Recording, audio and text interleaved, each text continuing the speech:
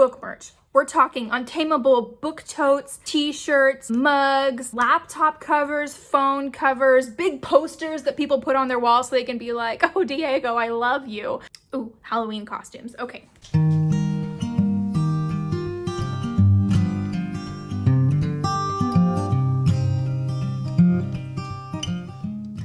Hello everybody and welcome back to my channel, or welcome if you are new here. My name is RaiBshaw, and here on my channel I typically do a lot of writer vlogs, but every once in a blue moon I'll do a little sit down video for you guys. So in today's video I'm going to talk about my wildest writer dreams. This video idea was created by Lindsay Puckett, who is delightful and hilarious, and if you haven't watched her channel yet, go ahead and subscribe to her. You won't regret it. I'll have her channel linked down below along with the original tag video. She didn't really make it as a tag video necessarily, but that's kind of what it's become because it's just such a fun idea. We don't have to be realistic here, right? These are the wildest dreams. This could potentially be a super vulnerable video because I'm going to be admitting to my little fantasies that I have in my head. Of course, I don't expect any of these things to come true, but if they did, that would be wild and delightful. Honestly, right now, the thought of being published at all feels like a wild dream because I've never done it before, and it's, you know, been something that I've been wanting to do for a long time. But these dreams are supposed to go above and beyond that. Like, these are like truly wild.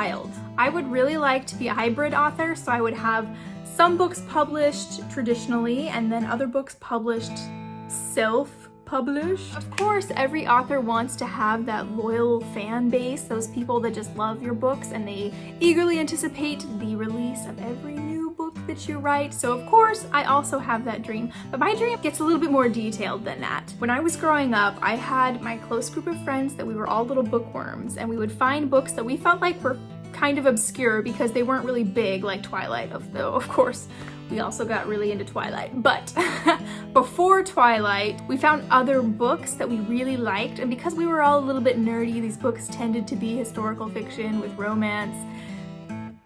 We would recommend books to each other, and then we would get all excited about them and fangirl over them, and it was so much fun. And so when I fantasize about having my book published, I fantasize about there being some group of teens or tweens out there, this little group of girls who read my book and just fall head over heels in love with it and become kind of obsessed with the characters the way my friends and I used to get. They share it with each other and they giggle about the love story and they talk about, you know, which characters they liked best. I don't care if they're the only ones in the whole world who love my book. I want there to be a group of teenage girlfriends who really, really like my book and get really into it and read it like every year. They have like untamable parties. Untamable is the working title of my book. It's subject to change. They would have like untamable parties and they would make cakes and experiment with the different recipes in the book, get the posters and play all the silly little games that I have on my website and things like that. I'm just remembering when I read Twilight, I liked it so much that I went to the author's website, and that was one of the first authors that I ever spent any amount of time on their website. And I remember going and like listening to the playlist that Stephanie Myers had posted that were songs that she had listened to while writing Twilight, and I liked to read about how she imagined, you know, this song going with this scene. And so in my wildest author dreams, there is a group of teenage girls somewhere out there in the world who are going to be so obsessed with my story that they're going to listen to the playlist while they read the book, and they're going to connect the songs to the different scenes, and they're just going to swoon and be like, oh, it's so romantic, I love it. And then, of course, I'm gonna go on book tour because you can't have wild author dreams without having a book tour in there somewhere. Specifically, I would book tour in Fort Stockton, Texas, and all 50 people who live in Fort Stockton, of course, would show up because they'd be really happy to have a book that takes place in Fort Stockton, Texas. And then the gift shops in Fort Stockton and Fort Davis would sell my books. My husband and I are also really into national parks and going camping and hiking and things. In my wildest author fantasies, my book is among all the books being sold at national park bookstores and gift shops. I mean, I'm writing a Western, so it can't be that far-fetched, right? Surely they wouldn't be against putting my book on their shelf along with all of the other Western books that they have there. My book would be, you know, on these shelves with all the Western books and all the historical fiction and historical romance. And then people going on vacations would find my book and be like, wow, this was the best part of my whole vacation, was finding this book. Then one day, as this movie producer is on vacation with his family, he's perusing the bookshelves and his daughter is like, oh my gosh, Daddy, I love this book. And then the producer looks over my book and is like, hey, this would make a great Netflix movie. So far, it feels like almost everybody whose videos I watched of this tag have said they want their movie to be made into a Netflix film. Not just any film, a Netflix film.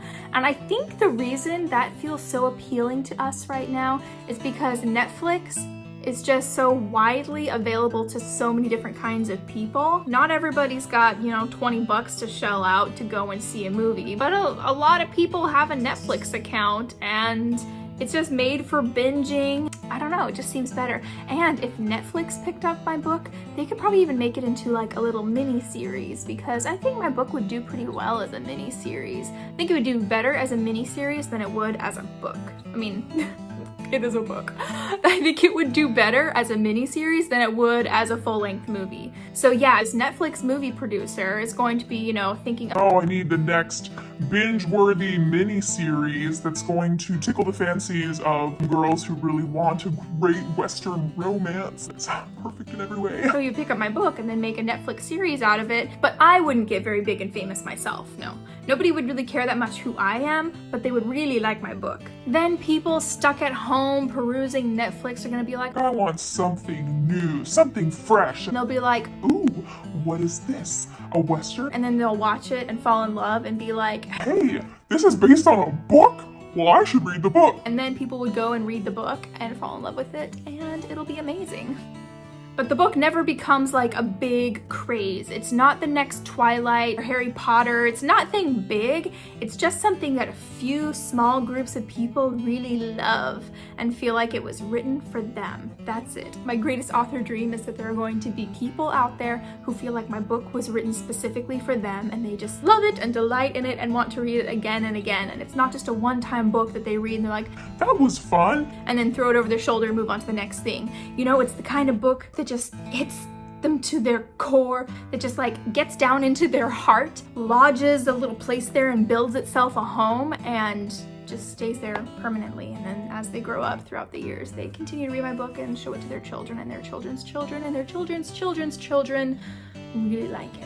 So that dream aside, I go on to write other historical fictions, and I write so many historical fictions that people come to recognize me as, hey, that's RaiBshaw. She writes historical fiction. And then TV shows like Victorian Farm or Victorian Pharmacy or 24 Hours in the Past are going to be like, huh, it'd be really fun if we got a historical fiction writer to come on this show with us. And then they call me up and they're like, hey Rayleigh, we really want you to be on this Victorian survival show and see if you can survive life in Victorian England. And I'm like, oh, believe me, I got this. So then I go on this reality show and the cameras are following me around everywhere and I'm dressed all in Victorian clothes, from my shawl to my undies. Everything is time period appropriate, and I have to lock my cell phone up in a vault somewhere, and I'm not allowed to see anything from the present, otherwise it turns into this somewhere in time situation. Special coin compartment for emergency. Richard. Richard. Richard. Richard. Richard. Even the sight of a modern day penny would throw me back into the future. So everything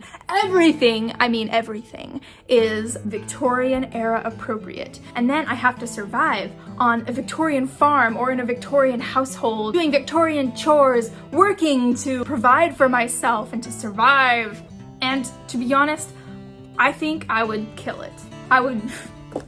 I'd be really good on one of those shows, I'm just saying. Speaking of costumes and historically appropriate dresses and things like that, my book becomes just big enough that people are wearing Halloween costumes.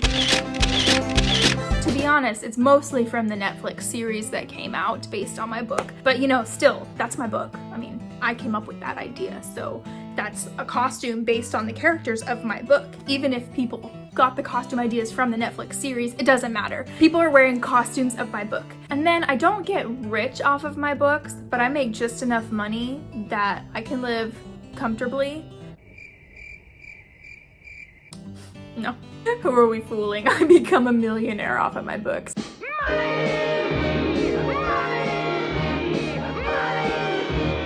I make tons of money because I've got this little self-publishing thing on the side, and I've got lots of series that I learn how to rapidly release, and so I make a lot of money doing that. But then I also have other books that I take more time writing, and those are most of my historical fictions because it takes time to research these things, people. I gotta be realistic. Even in my wildest author dreams, I gotta be realistic about how long it takes me to write something. But that's another wild author dream, is that it eventually won't take me as long to write a book as it does today.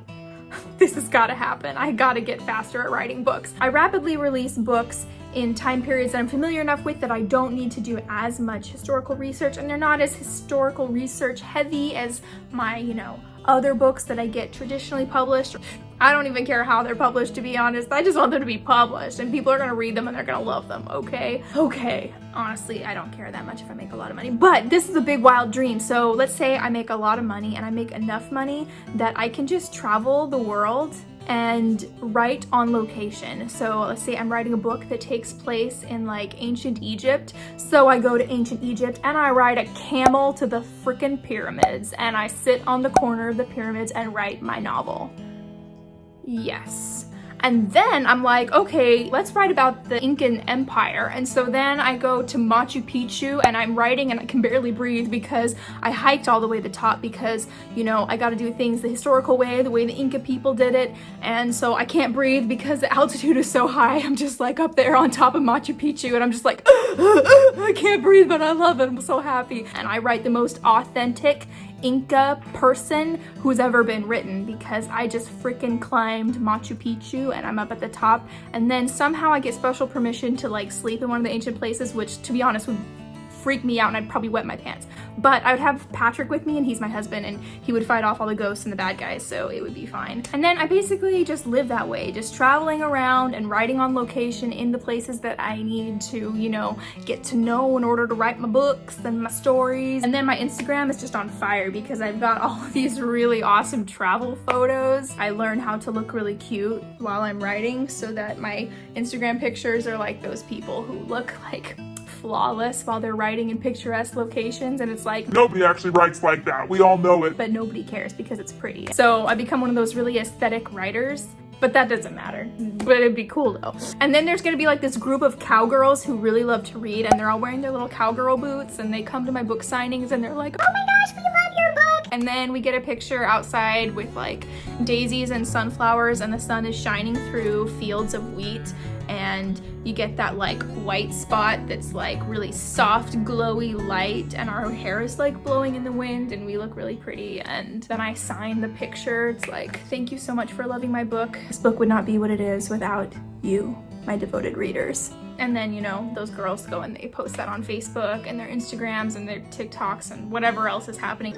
Odessa! And they're like, Oh my gosh, we just met the author of my favorite book. nobody really cares because nobody else that they know has ever heard of my book, but they're, happy that. Oh, that's cool. You met this random author. Hey, that's a cute picture. And my signature is never really worth anything except for to those people who read and love my books, and to them my signature is completely priceless. That was fun to think about. Thank you guys so much for walking down this wild road of imagination with me as I contemplated my wildest author dreams. What are your wildest author dreams? That's what I want to know. Please comment down below, or if you have a YouTube channel, please go ahead and make a video and then let me know down below what your channel is, because I'd love to watch you and subscribe to you and follow you and support you and make you feel like you're on top of the world. Thank you guys so much for watching. Thank you for putting up with my weirdness, and I will talk to you next time. Bye!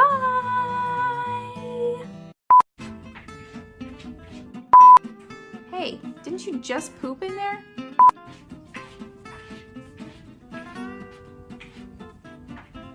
Are you finished?